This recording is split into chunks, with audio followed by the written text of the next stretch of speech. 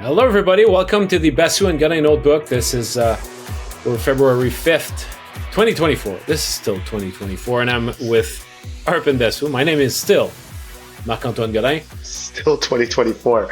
Like, I know. We're a month in. Still, we're barely getting started. I know, but this is a long year. As any Canadiens fans can acknowledge, this is a long year, a long season. And it's going to get even longer for the Montreal Canadiens now that they've traded Sean Monahan because, there's still 33 games left to play. And feel as though it's going to be a long way to the finish line, man. I don't know what you think about that, but I feel looking forward to things. We're already entering that zone, that territory of lame duck games, basically. Significant really. games that they wanted to play. Yeah, they don't have. Well, that's what I found interesting in Ken Hughes' kind of comments, and even Marty to some extent. Like, there's an obvious. Yesterday I was at practice yesterday. You were at practice today. I kind of got the gist of what some guys were saying, and it's obviously deflating. Sean Monahan was a very popular teammate. An important piece of the team. You just look at what happened on the power play at practice on Monday. Sean Monahan goes out, Tanner Pearson takes a spot on the power play. It's how are you supposed to objectively look at that as a player and be like, oh, we're fine? God bless Tanner Pearson, but the team is objectively worse today. And yesterday, I kind of wrote about this in my notebook yesterday, but yesterday Cole Caulfield had just done media. He was sitting there, and I go up to him. I was like, Cole, I've been looking around the dressing room, and I haven't found the locker for the 2024 first-round pick of the Winnipeg Jets. What, you guys didn't give him a locker? And so he laughed, and he's like, yeah, Sean's locker is free. We can give that. And I was like, you should totally write Winnipeg Jets 2024 first-round pick because it's a net subtraction, And so from their point of view, especially on the power play, among other things. You mentioned Pearson, but Suzuki was saying how, we had a good thing going with Monahan in the bumper. And, his absence will be a huge hole to fill.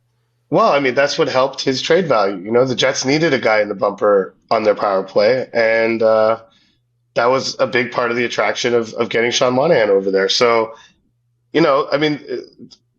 the reality of the Canadian situation has to be accepted by the players. And this is going on, this is a third season, basically, for Suzuki and Caulfield in particular, but a few other guys, where they have to kind of take this. And I think that there is a sense that management's, kind of cognizant of that they can't keep doing this to these guys every year. So, I think but when Ken Hughes was asked about it, he's like, this is another opportunity for the young guys on this team to take ownership of this team. So, I find it interesting. Like Brendan Gallagher is a great story, right? And he comes up, he gets an NHL contract. You wrote about it like a month ago. We talked about it on this podcast. It happens. Good for him, coming back from the East Coast Hockey League, the ECHL. It's not called the East Coast League anymore. Sorry, the ECHL. Played a year in Jacksonville, and now he's got an NHL contract, and is likely with the team till the end of the year because he's got to go on waivers to go down, and they probably wouldn't want to risk losing him. So, but when you look at if you're someone like Cole Caulfield or Nick Suzuki, and you're like, okay, we lost Monahan. This guy's a great story, and he works hard, and he's fast, but man, it's like. We don't come out on the winning end here, but it's interesting to me that they're going to keep their higher end talent in Laval. Like no disrespect to Gignac, he's had a marvelous season. He's almost at a point per game in Laval. This is his most productive. It's basically his most productive season as a professional hockey player this year, and even as a junior player, I think it was only his 20-year-old season where he produced more than a point a game in Shawinigan. So it's not an offensive guy. So this is really, he's making the most of it at 26 here. But, Joshua Law staying down there, they needed a guy at center. That's a grant. That's a given. But, some of the higher end talent staying in Laval all season, it's going to be interesting to see to what extent the Canadiens stick to that, I think it would be a good thing, because if they do start losing a lot of games and Laval continues to win a lot of games, I think you'd rather have those more important prospect type players down there than up in Montreal dealing with whatever might happen over the next 2 months. But I understand that when you say, you go from Monahan to Gignac and it's deflating, but to a certain extent, it's a little bit misleading because in only a few days, it'll be you go from Monahan to Alex Newhook. And really, Gignac, I would say... And Gignac ultimately will end up, probably replacing more Lucas Condotta rather than Sean Monahan. If I were them, I would actually, depending on how Condotta does and depending on how Gignac does, but if they're serviceable centers, I'd rather see Newhook play on the wing. Okay. His experience at center was so uninspiring. It didn't work in Colorado either. And once he moved to the wing, he became a better player. So maybe getting more reps at center would be beneficial to him, and it could be something that's in his toolbox that could help the team down the road. But I'm of the mind, like he had built up such good momentum before he got hurt. He was probably the team's arguably their best forward, like in the handful of games prior to his injury. I don't know. I'd give that a lot of thought. I'll tell you what, if they did what you suggest, and they made a line of Newhook, Gignac, and Anderson, in pure speed, it would be the fastest line ever. Yeah. On wearing the Montreal Canadiens jersey. Sure. I'd give it a shot. I don't know. Why not? Yeah. And, I don't know. Like Gignac, it'd be important not to have... I don't think anyone has huge expectations of what he can do. But listen, he's an effective penalty killer. The Paul Byron comparisons are real. It's a thing. Like those are the elements that he brings. And if he shows that he could do a decent job at center, or if he can come close to what he was doing in Laval at that position, I would 100% keep Newhook on the wing. Okay. I would really think so because, it comes down to, and really it's a marginal difference, right? Playing wing or center basically comes down to, are you taking a face-off or not? But after that, everyone's just playing hockey, and whoever's back first goes down low and whatever. Like the center position kind of loses much of its importance at that point, but I get what you're saying. It's misleading, fine, but I don't look at Newhook coming back and replacing Monahan at center as much better than Gignac. The way he was playing at center. Newhook will be an important piece of this team going forward. And although I think that his future is on the wing in Montreal, and that's what they see that he's better there, you cannot on one hand, say, well, we value versatility, and when you have the opportunity to give some reps to a guy in a situation like that, you'll say, yeah, but we prefer it on the wing. So let's kill his versatility and just focus on his strengths. They can do that, but I think that one of the good things. I don't think he's a good center. No. You can make the same argument. Why not put Josh Anderson at center? He can't play center. Newhook has played center in the past. Just because he's played in the past doesn't mean he's an NHL center. I think he's proven already that he's not an NHL center. That he's a much better player on the wing. And if you have other alternatives at center, I would rather put him in a position where he can find that same success he had before he got hurt, instead of being bogged down by the extra responsibilities of playing the center position. It'll be interesting to see what Martin Saint-Louis thinks of that when he comes back, because it could be, if you coach for the future, it's probably a good idea, because you'll say, well, we'll make you a winger and it starts today.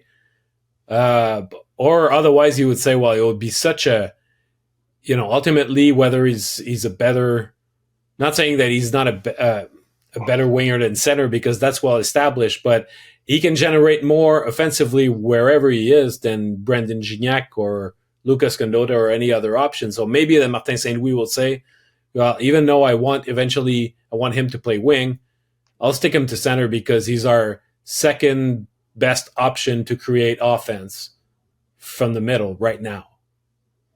So it's interesting you say if you're coaching for the future, right? And this is the inherent not conflict, but just the inherent difference between Martin St. Louis' job and Ken Hughes and Jeff Gorton's job. So the move that they just made is geared towards the future, obviously. And Marte still has these 33 games where he has to guide this team through the present. Mm-hmm. I think it was a great line he had on Sunday where he said, what was it? It was, I don't want to mess it up because it was really good. To me, it's having a big vision, not a small mind. It's a big difference. And so I think as a coach, he's involved in these talks, and he knew that Sean Monahan was going to be traded at some point, maybe not this soon, but he understands. He gets it. The Canadiens are still in asset collection mode. I think even Nick Suzuki, Cole Caulfield, the younger players, even to some extent Juraj Slafkovský, these guys understand it. Players in the room understand it. But it's one thing understanding it, and it's another thing actually handling the repercussions of it and going through the grind. Like 33 games is not nothing. It's almost half a season, right? It's a lot. And these guys are so physically and emotionally invested in this.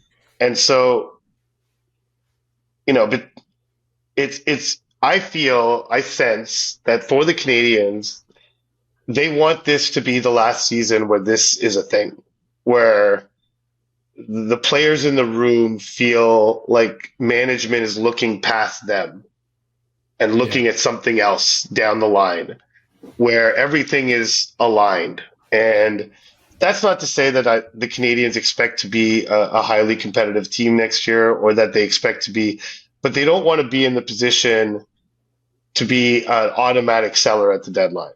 I don't even think they want to be in the position where, they're bringing up, they're giving tryouts to their AHL guys, essentially, for little periods of time. I mean, I really think that they want this, or whatever happens between now and March 8th, they want this to be the last time the players feel this way about what's going on with the team. And I think that's important. Yeah. Well, okay, but anyway, leading to the trade deadline, what else can they do trade-wise? Because you mentioned the fact that they don't want to do this. One name that was brought up to Kent Hughes when he was interviewed after the Sean Monahan trade was David Savard. So David Savard still has another year under contract, and so he could be traded this time around, and the team that acquires him gets two playoff pushes with him in the lineup, or the Canadiens could decide to keep a useful veteran, a respected veteran in the lineup, and wait until next year and trade him at the deadline instead when he's at the last year of his $3.5 million contract a year. But if they choose to do that, it implies that there's a chance that they think that they might be sellers again next year. So either they choose to get a maximum on him this year when he's healthy, when he's productive, and when he can be valuable, and where you could use the last retention slot on him, or you wait until next year and you say, well, either we keep him for the whole season because we could be competitive and we could, who knows, make the playoffs, or we trade him at the deadline. But it seems like a prime example of a guy where you can choose to trade him now, but there's a chance also that he might be trade bait next year. Well, I think that's why, when Ken Hughes said, he said in French, and it was at the end of his press conference, he said, I can't tell you right now that we are looking to trade David Savard, or some variation of that. He said in French. That's kind of a pretty accurate translation, I would say, of what he said, or that we're actively looking to trade David Savard, or something to that effect. He worded it very carefully. He didn't say we are not going to trade David Savard. No. He said, we are not looking to trade him right now. So this whole thing, this whole notion of future versus present and all that is relevant here in the sense that David Savard is an asset that they would like to probably cash in on at some point, whether it's this deadline, whether it's the draft, whether it's next deadline, kind of the two actionable points of the season. I guess one way of looking at it would be, it's not exactly similar, but it's somewhat similar to Joel Edmondson in some sense, in the sense that there are no health concerns with David Savard. I mean, he obviously had an injury this year blocking a shot, which when you play like he does is a constant risk. But Edmondson had more chronic issues where I think the Canadiens saw a chance to trade Edmondson as just that. Like, let's get what we can for this guy before he becomes untradeable, essentially. Mm-hmm. In Savard's case, it's not that, but I mean, if we're being really honest about his game, he's not getting any quicker.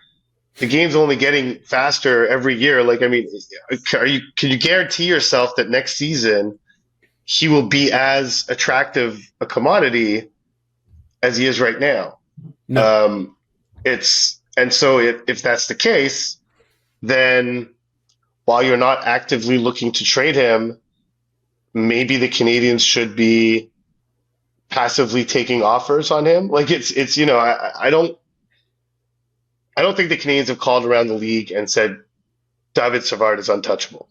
Let's just put it that way. I don't get that impression. Like, and they shouldn't do that. And so, but the other part of it, the mix between future and present part of it, is you just traded Sean Monahan, a very respected voice, a veteran leader in that room. You have Mike Matheson, who they want to fill that role. He's got an A on his jersey for a reason. And they have David Savard and they have Jake Allen. And so other than that, there's no real vocal. I mean, Brendan Gallagher obviously is still there. So other than that, not a lot of real vocal leader types in the room. And so, when it comes to their young D, I think they see Savard as someone who's very helpful. You just have to talk to Caden Gooley, Struble, any of these guys, Jack-Eye, they all love him. Yeah. He's a very similarly loved teammate as Sean Monahan was. So while rationally you can justify trading David Savard away with a year left on his contract, you have this reality of how that message will be received in your room, which I think the Canadiens are more conscious of now than they might have been a year ago, or even 2 years, or when they first arrived, as far as this administration is concerned. Well, plus if you trade Savard, who's a right-handed shot, now you're really in a shortage of right-handed defensemen. You already have Gooley, who plays on the right side. You ask Harris to play on the right side quite regularly. Justin Barron's playing in Laval. You lose Savard, you're getting really awfully thin. So I guess there's that aspect too. And when you mention the fact that they have to listen to the young players and who are getting affected by that, I also wonder, Marty said on Sunday, the league, he's got this saying, the league doesn't care and the league goes on. Yes. So it's true for trades. It's true for injuries. So the Canadiens trade Sean Monahan, but the rest of the team still has to go. But I wonder if it's harder for a younger team to get over that annoyance, to get over that the difficulty of losing a respected and beloved veteran teammate than a more seasoned group who has seen this situation happen very often. And it's not just the fact that they've seen it often, it's just also the Canadiens, the young players, and mainly Suzuki, Caulfield, and you can add Gooley to that. It's not the first time that they see this happen. So I wonder if there's a selling job that St. Louis has to do to make sure that they are able to move on. They are able to see beyond that, and they don't dwell over the fact that, heck, It's that here's a guy that made us better. Here's a guy that made us feel good, and he's taken away. It's part of being a professional. But I wonder if for a younger team, it doesn't have a higher significance. I would play devil's advocate to that and say that it might be easier to sell to a younger team because the younger team is far more likely to see the benefits of that first round pick than an older team would, and older players would. And so, on this team, for instance, if you go up to David Savard and say, they got a first round pick for Sean Monahan, you must be thrilled. He's like, what are the chances I'm going to be on this team when either the player that gets traded to, either the player they acquired via trade using that first round pick or the actual pick itself is on this team? They're practically zero. Unless they use it this offseason to make a trade that brings in a guy, which is very possible, just to be clear. Even then, he probably has one season to play with that guy, so it's, I see your point where a veteran team just knows the business of hockey better because they've gone through experiences and they learn not to get attached to teammates or what have you. By the same token, a veteran team would look at a situation like that and be like, well, first round pick does nothing for me. Whereas someone like Cole Caulfield could be like, well, that first round pick could turn into someone that I wind up playing with at some point in the next 2 to 3 years because I'll be here for that long. Yeah, but every player in that locker room, though, must have nurtured the belief that they could earn a spot in the playoffs, whether they're 22 or 32. And all of them are seeing this trade right now saying, we're too far behind and it's not happening. So that's true. That's true. But I also think every player in that room knew Sean Monahan was going to get traded. I think they did because that was the plan the whole time. Yeah, well, they didn't. Well, listen, and they talked to Sean Monahan. Like it's not as if they don't talk to him about it every now and they must have. Maybe they just expected it to get another month with him. Like that's the only. I think the real disappointment is that. Like it's not. They couldn't have reasonably expected that he was going to make it past the trade deadline in Montreal, especially when Ken Hughes made it so clear that this was basically their arrangement. They agreed, a handshake agreement that come this time of year, the Canadiens will try to find him a place where he could win and play in the lineup and have a significant role. And Ken Hughes did that. Yeah. He got him to a place where he's going to be the second line center or third line, depending on how you view Adam Lowry. He's an important player on that team, and I don't think he should be like pigeonholed into a third line role. So he's in, my colleague Barat Atesh in Winnipeg calls it, instead of calling it the second or third line, says this is the second scoring line. Yeah. As opposed to, because the Lowry line gets a lot of heavy responsibilities and plays a good amount of minutes, but he's on their second scoring line. He's going to get a power play opportunity to play the bumper on that first unit. It's a great fit for him. And it's a great fit for his future contract as an unrestricted free agent. So I think all the players ultimately are happy for him. But yeah, the reality of their season, whatever slim hopes they were hanging on to, are somewhat dashed by it. And which goes back to the original point. Like, do you want, and goes back to the David Savard case where, because what you said is true, like you could trade him next year at the deadline. So what I wonder is, do the Canadiens want to get this kind of stuff out of the way as much as they can? Like trade Savard now or trade Jake Allen now, who's got a year left on his deal. Maybe try somehow to trade Yoel Army at the draft somehow. And just kind of rip the Band-Aid off now. And so that they don't have these, they don't have this situation lingering next season, and they don't have to have these questions, the players asking these questions and wondering about these things, because I do feel that they want their young players to see growth, and they want their young players to see progress. Just like Ken Hughes said, this season is about progress, and Martin St. Louis says the season is about progress. Well, the players have to see some progress too.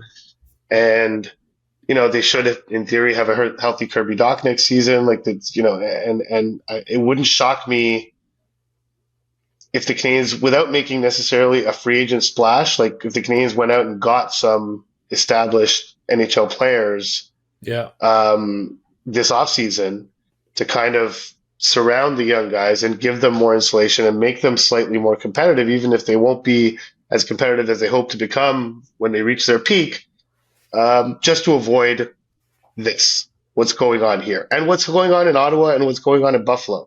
Like, I think that's got to be a huge red flag to the Canadiens to be like, we don't want that. Yeah. We don't want a situation where we think we're ready to make the step, but you're not ready, and you're going to go through another season like this, and that's what they absolutely want to avoid in their version of their rebuild. Yeah, next year there'll be other veterans at some point. Maybe the Josh Anderson will say, well, how many years am I going to wait, and could I have a chance to go to a contender? I'm built for the playoffs and whatnot. I know he didn't think like that last year, and I have him top of mind because that's one guy that Kent Hughes said in the past, I'm not looking to trade him. And he was true to his word. He did not trade him. So it might be the same with Savard. It's not just a polite way of saying, I'll just filter the offers. But in Josh Anderson's case, it was also like teams knew that he was available. Mm-hmm. So he didn't trade him. He said, I'm not looking to trade him. But teams kept calling about him quite regularly, right up until the deadline. And so yes, that's actually a very good example. I mean, it's obviously the contract is much different, but yeah, it's relevant. Because Savard at 50%, if they use their last retention slot on Savard at 50% of his salary this year and next, at it would be what? It would be 175. Yeah, that's for a guy who can play, who would be probably a luxury third pairing defenseman on a very good team, or a top or number 4 or 5, defensive missions galore. Yeah, penalty kill, all that stuff. Penalty kill, eating a lot of minutes. That's a bargain at 1.75. It is. I think the one concern for the Canadiens would be being up against the retention limit again next year. That would give them 2 retentions next year. Yeah. Would leave them with 1. But again, if their intention is to not be a seller and whatever, then so be it. Like it's what's the big deal? So yeah, we'll see. And the other option for that retention slot is obviously to be a cap broker again and just take on a contract and ship it to a third party team and get a pick for it in return. But again, at this point, like, how many picks do you need?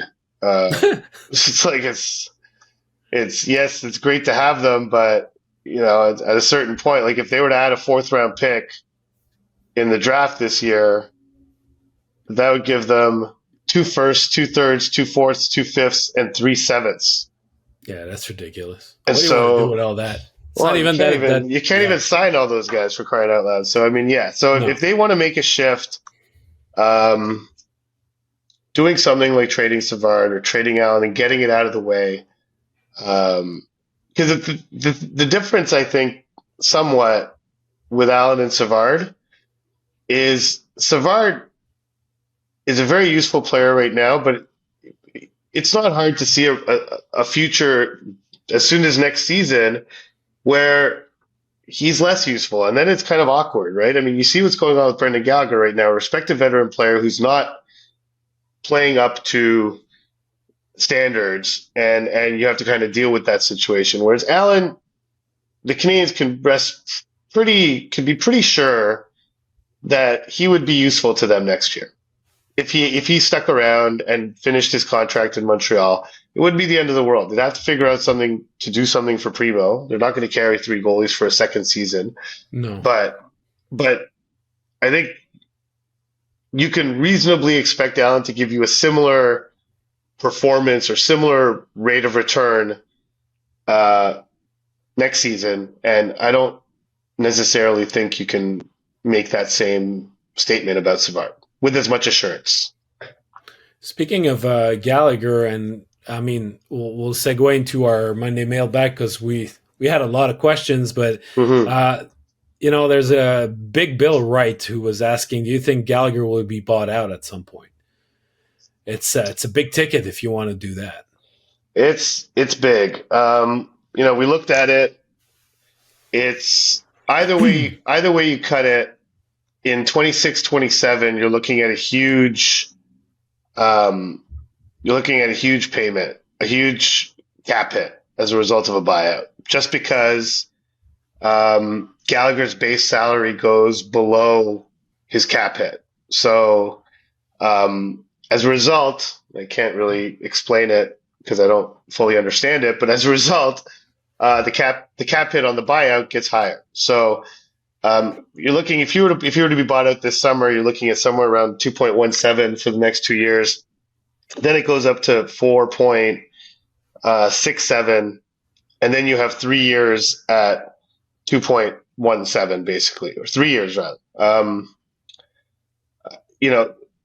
My That's thinking, a huge commitment. It's a huge commitment, and even if you wait till next summer, it would be 1.75 in 25-26, 4.25 in 26-27, when it should be noted the Canadiens can reasonably expect to have somewhat of a competitive team. Like, can reasonably expect to need that money. Yeah. And then you have 2 years at 1.75 left. So it's a shorter buyout if you wait a year, but the most likely scenario, I think, with Brendan Gallagher is that they just, if anything, maybe they buy out the last year of his contract, but even then, I think they just let him kind of ride it out because it's cost prohibitive.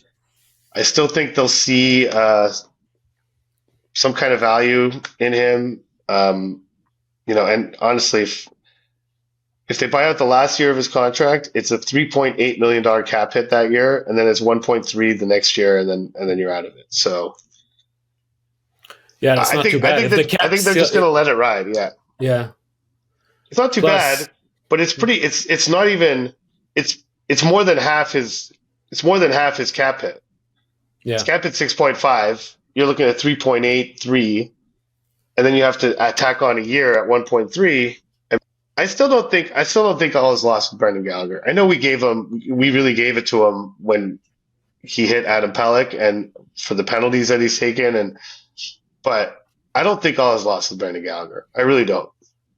I think he's not going to be a $6.5 million player, but he can be a reasonably effective player, a player that can help this team.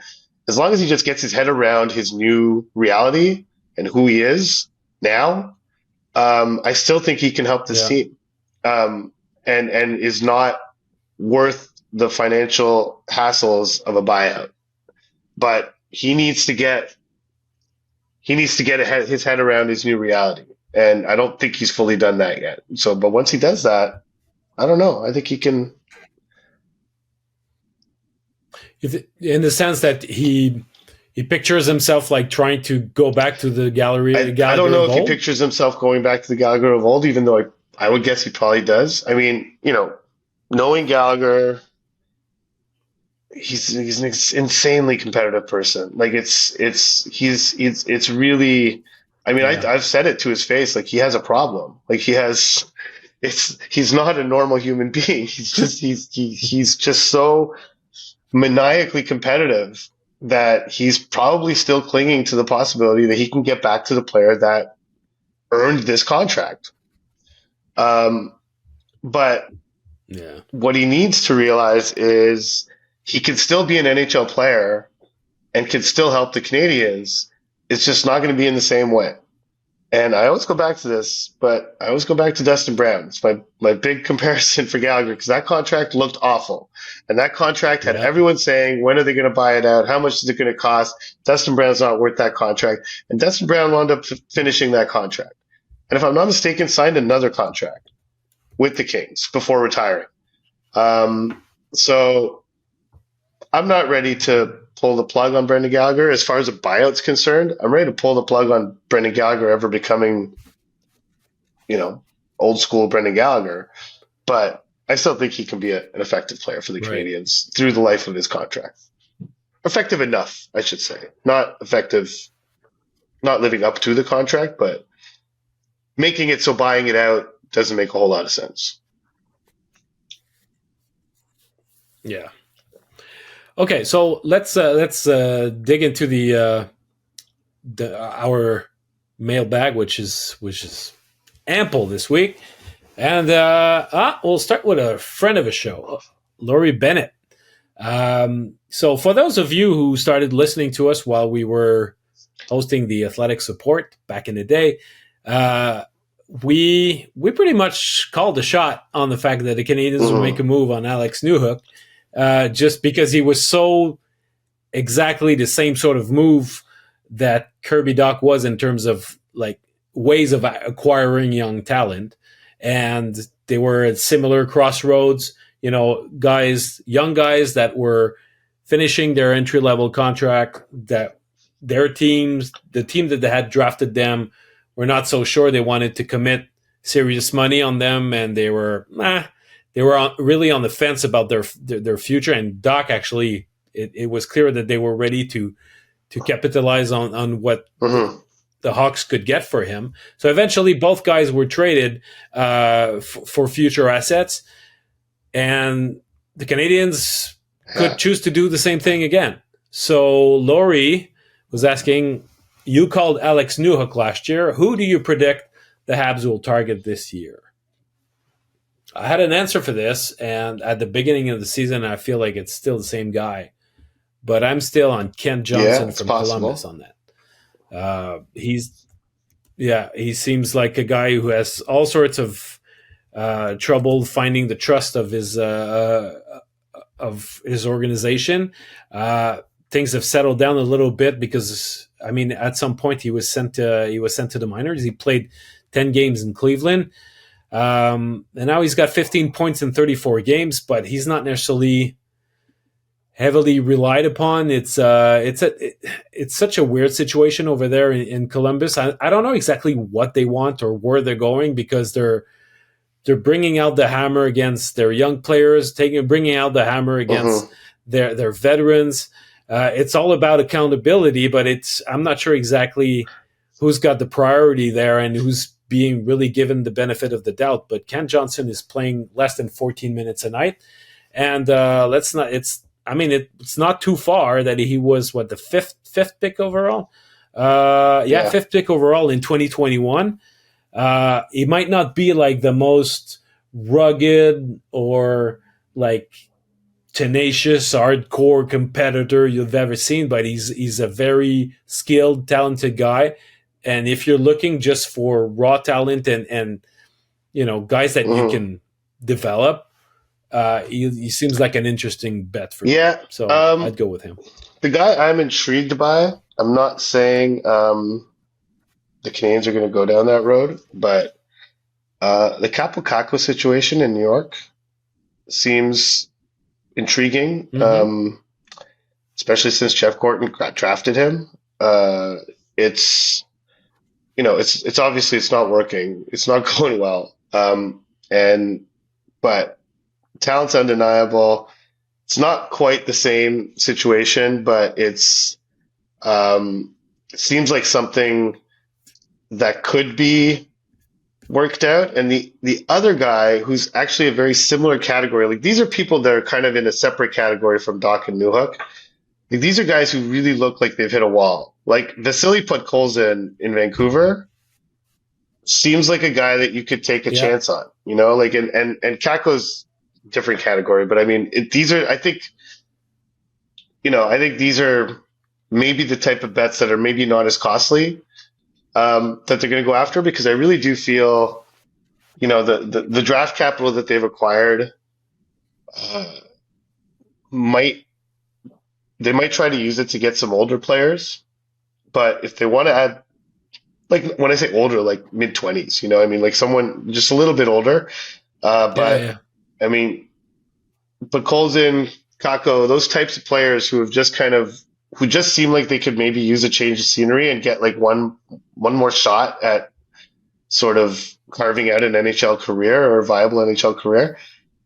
I could see that happening. That would be where I would go, unless the Rangers would like just flat out refuse to send Kaapo Kakko to Jeff Gorton, but which is possible, I suppose. But yeah, I would look more to that because I mean, if they can get Kent Johnson, like power to him, but it's to pull that off 3 years in a row would be quite something. Yeah, well, they might also choose to go into, as you said, a more established player. When you have 4 first-round picks in the next 2 drafts, you could easily combine 2 of them. Yeah, and that's why try to get that's why I don't think they're necessarily going to really do the Doc Newhook model of a trade again. Like I think they're going to try to maybe swing a little bigger, or just start adding pieces that they think will help them, and not like, even when you think of Sean Monahan was a cap dump. Like, let's be honest, I mean, he was a cap. Yeah. Like, the Flames wanted to get rid of him, and the only team willing to take him was Montreal, and they got a first round pick for their troubles. So but I think they want to shift into kind of having, really acquiring players that they think could be a fit on this team, as opposed to players that they're just going to kind of hope fit, but are being acquired for other reasons other than their fit.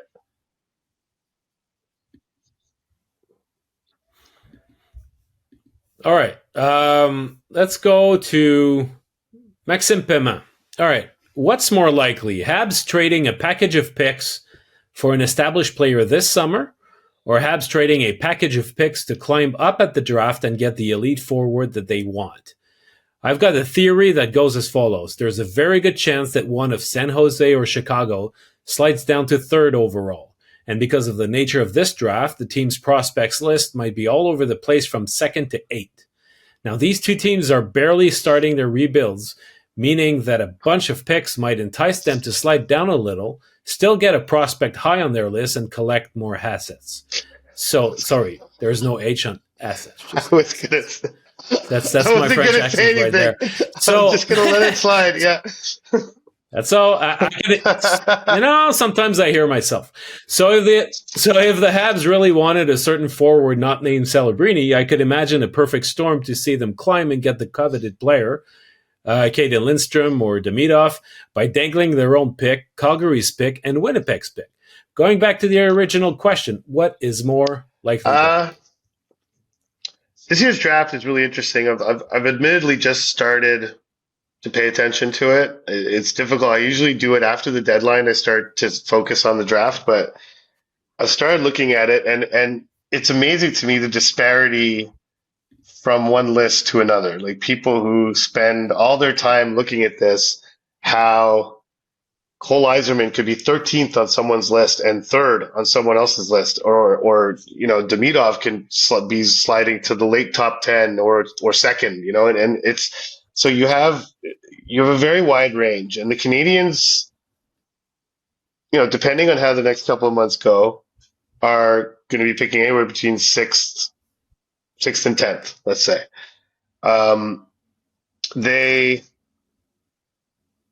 probably would have a reasonable knowledge of the likelihood or the probability of the player they like falling to the spot they're in. So the one guy that's really intriguing to me, as far as the Canadiens are concerned, is Lindstrom. He strikes me as a guy that this Canadiens administration and this Canadian scouting staff would really like. He's, again, I mean, I can't see him getting past 5, like at the lowest, so that would maybe require the Canadiens to move up. So I'm not sure. Let's say theoretically, the Canadiens are picking 7th, which is where I think they stand right now. And let's say that Jets pick is 27th, which is, I believe, where it is right now. Would the 7th and 27th picks be enough to get to, say, 4? So that's my point. Like, I don't think trading the Jets pick and the Flames pick next year to move up from 7 to 4 is worth it, just because of what those picks can bring you in terms of on the trade market, going out and acquiring players. I think that would be the Canadiens' priority under that scenario. But that's just my opinion. I haven't actually talked to anyone on the Canadiens about this, but I think they would rather use those picks to go get players, not draft players, to go trade for players. as opposed to, because I don't think it'll move the needle enough for them to make any significant headway. Because trading up into the top 5 is tough. That's really hard. You got to add significant value. What was it? The Coyotes, when they moved up to 11, they traded a bunch of picks in the 20s and 30s with the Sharks to get up to 11. That's rare. That's a rare thing, and that's kind of, that, and it definitely doesn't happen in the top 5. It hasn't happened in a long time, at least. So I would say the scenario, to get back to the question, the more likely scenario is that those picks get used to acquire players, established NHL players. I'd be very surprised because it's a defense heavy draft, and I'd be surprised if the Canadiens use, let's say, for example, the 7th overall pick on a defenseman. If for some reason the 6 teams before them ignore the needs and the fact that there are so many good defensemen, and they happen to have Lindstrom higher, they happen to have, I don't know, Demidov or Heiserman or Ketin or whatever, but some of those higher ranked forwards ahead of those defensemen, the Canadiens could very well choose, instead of trading the later pick, to trade the higher pick. Just because of who's available, because it's not because they're going to be forwards and they're highly ranked that the Canadiens are necessarily going to be interested by them. I don't know. I'm just making up examples, but they could very much like Lindstrom and Demidov and not be so high on Yzerman. So depending on who's available, they could say at some point, you know what? We could, based on who's available where we pick, let's trade 7 and get very, very interesting value, because there might be a team out there that say, well, we need a defenseman, and there's one right there that's still available, and we'll get it at 7. So I think that usually we tend to think that, when you have 2 first-round picks, you keep the better one and you trade the later one. But in this case, because the Canadiens have no need for one more defenseman in the first round, and that is such a defense-heavy draft, I could see that happening. Yeah, I mean, I think, with these guys, we have not had a draft with these guys in charge where we've had nothing to do. So, yeah. So I think I would tend to think that they would use that pick to draft a player, but I'm not going to dismiss what your theory, because it's not impossible to me. Absolutely, like it just seems. But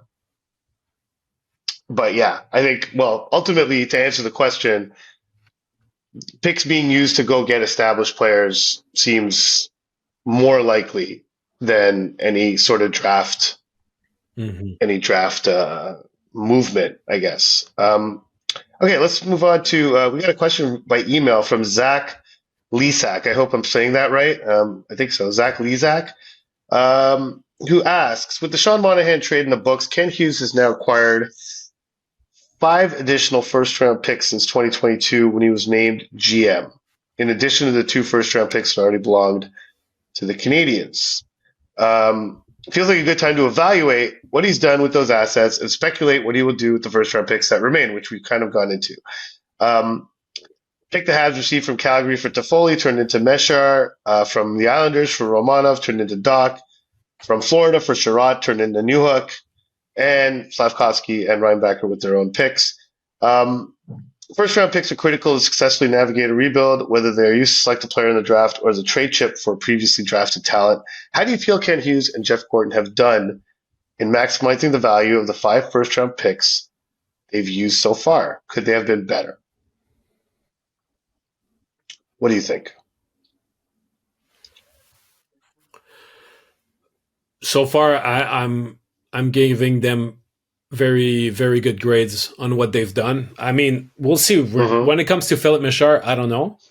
He's got a very encouraging season in Kitchener. But I mean, yeah, TBD on Reinbacher. I think that the Romanov. Oh yeah, But I think that, but Slavkovsky, I'm comfortable with that pick at number 1 based on the guys that were available. That's fine. That's very decent. I mean, Romanov turned into Kirby Dach. I think it's probably the best move that they've done of that group. And Sherratt turned into Newhook. That's true, but there's also another pick, only a few slots lower. So basically, it was what it was their own second round. It was their own second round pick plus the pick that they got for Sherratt. Yeah, that's it. So it's not just one pick. So you have to see also what those guys are going to turn into.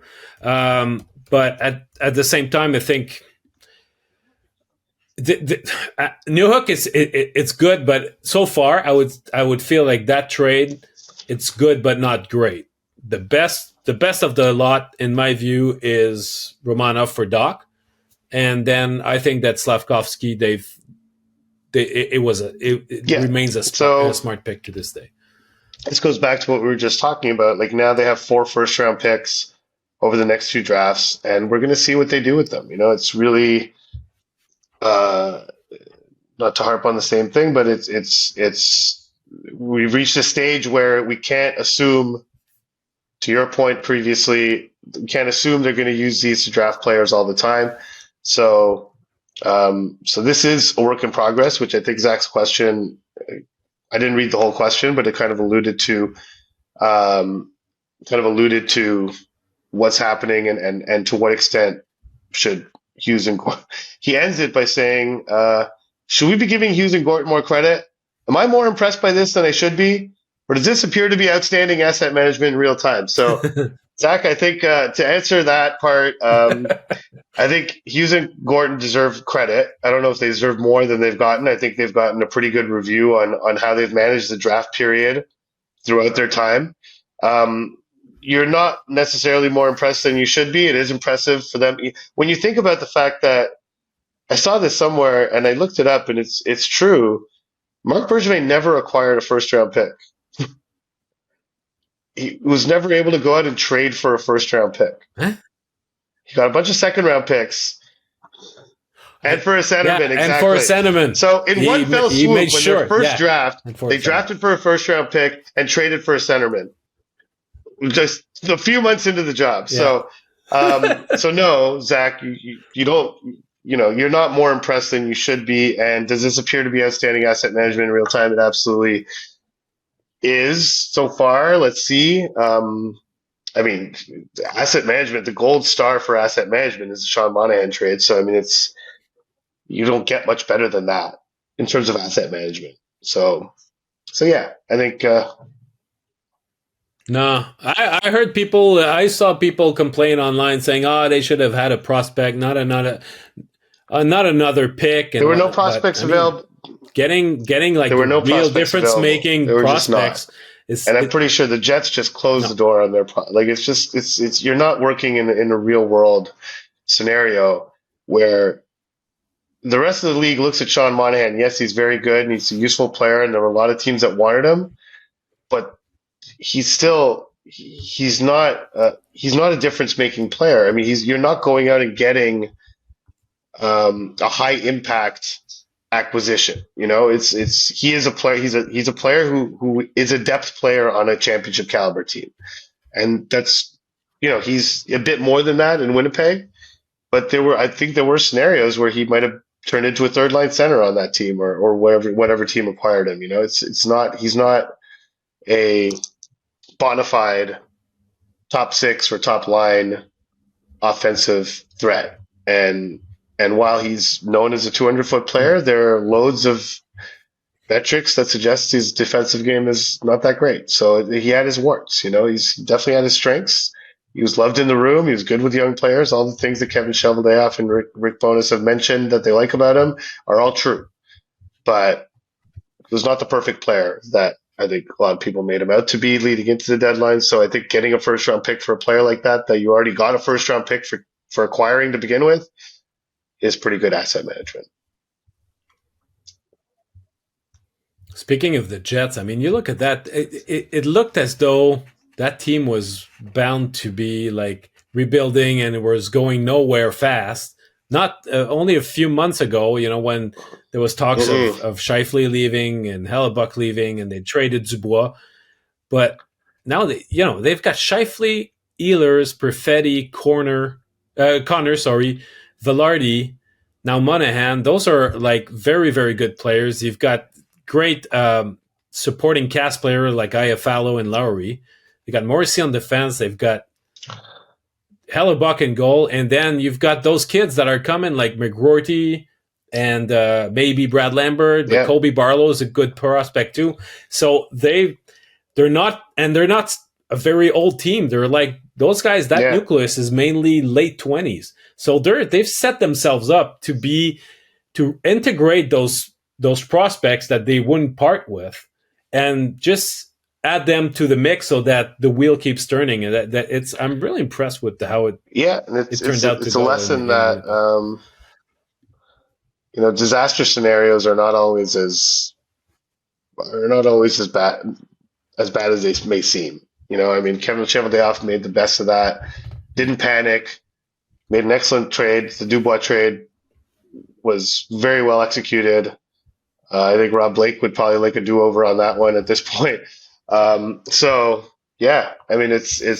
GMing through crises, which, we took a little shot at Bergevin earlier. Bergevin showed a pretty adept ability to do as well.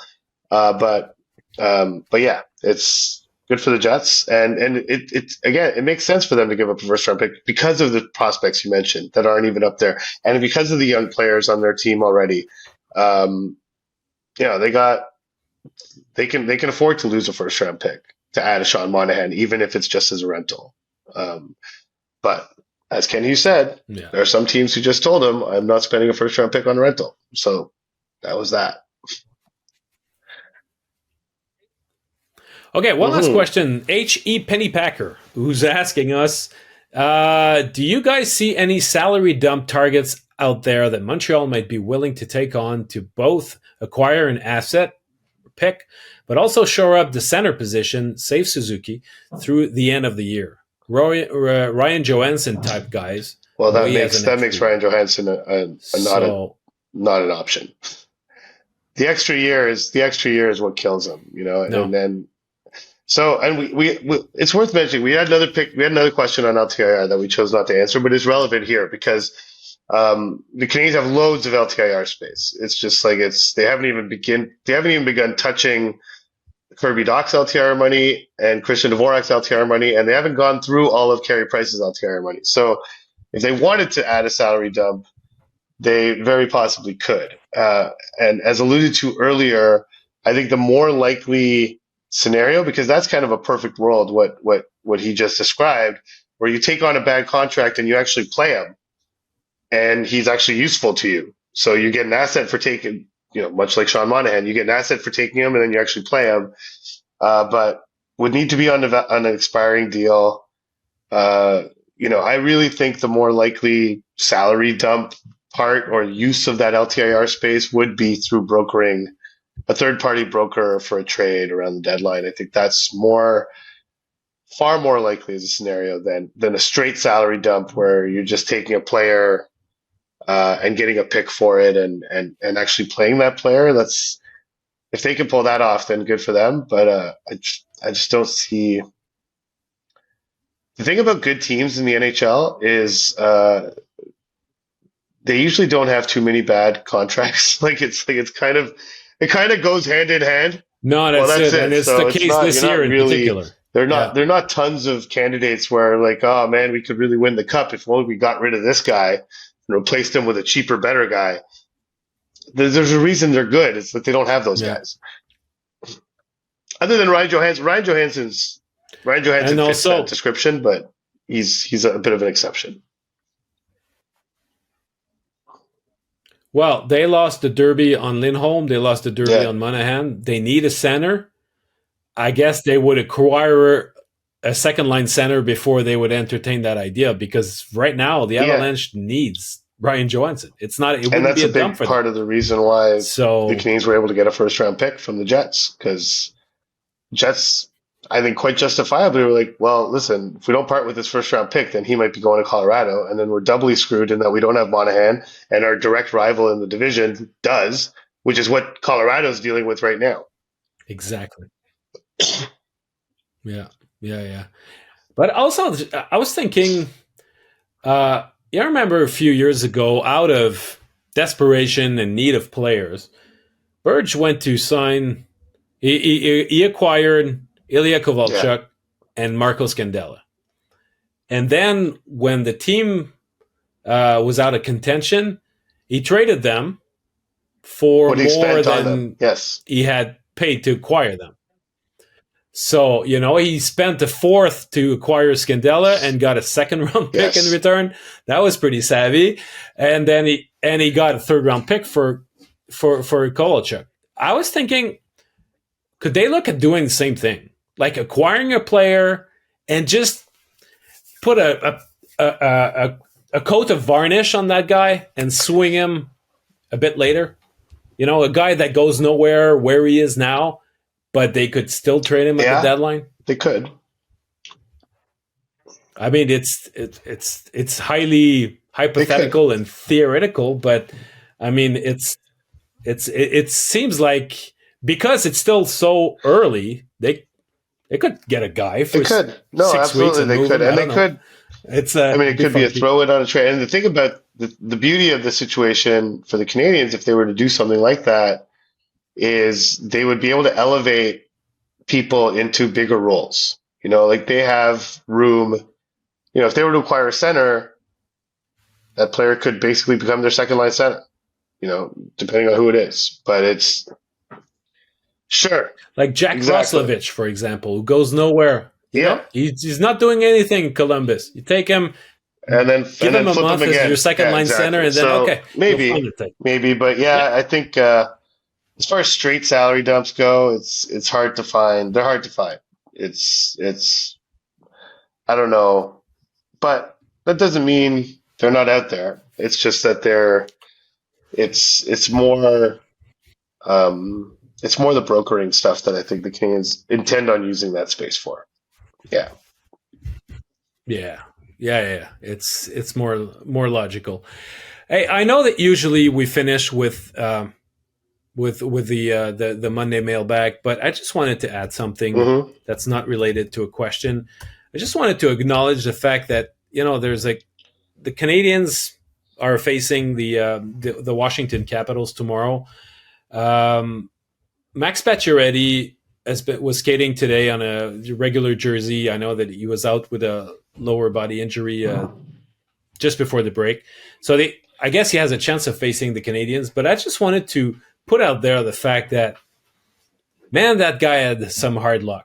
And I really hope that he gets his thing going and gets his rhythm back, and he's able to play and be productive again. Because after 2 Achilles injuries back to back, he hasn't played much in the last couple of years. And I asked Martin Saint Louis about him because they used to train together in Connecticut. Yeah, and exactly. And back then, that's when started when Pacioretty came back from the injury with Zdeno Chara, and Pacioretty would say afterwards, he says, "Oh, Martin Saint Louis, he was the alpha male in our gym." And Marty said, it's the thing. Also, Pacioretty's got a family, and you get a new sense when you got kids of setting the right example for your kids, and because they're looking up to you. And it's going to be important that you set a good example for them. It's not just for your own career; it's also for your kids. And he says, in that sense, he's definitely setting the right example with the amount of determination that he's showing in getting back from those injuries. So, no, I do. I wish him the best. And he was a great player to cover, and obviously it ended very poorly in Montreal, but still. He doesn't deserve everything that's happened to him over the last little while. he deserves to have some drama-free time to play hockey and succeed and play to the best of his ability. You know, like honestly, still remains one of the most underrated goal scorers of that period of time. Playing on a team that relied on him to score, he put up goals at a rate that was among the best in the NHL over a 3 to 4 year period, and never really got the appropriate credit for it. With David Desharnais as a center, all due respect to David Desharnais, but like, you know, and he always defended Desharnais, like was always saying how great of a player he is, never accepted that as praise. Like, oh, you're doing this and you're doing it with David Desharnais as your center. He would never allow that. Always stood up for his guy, knowing full well that while David Desharnais was an effective NHL player and beat the odds to be that, is not Sidney Crosby and is not Evgeny Malkin or Nick Backstrom or whatever, still put up all those goals. And so, yeah, I'm with you. I root for Max Pacioretty to find health and be able to continue his NHL career with no more hassles, you know? So, yeah, absolutely. Yeah. All right, everybody. Thank you for listening to the Basu and Godin Notebook. This new edition. We'll be back on Friday. Future Friday will be back this week. We took a break last week because we really were caught off guard last minute by Sean Monahan's trade, and it took all of our resources. But we'll be back with with Future Friday, and then that's it. Well, enjoy your week, you Arpin, and all of our listeners and viewers. Thanks, everyone. Bye-bye. So that's it.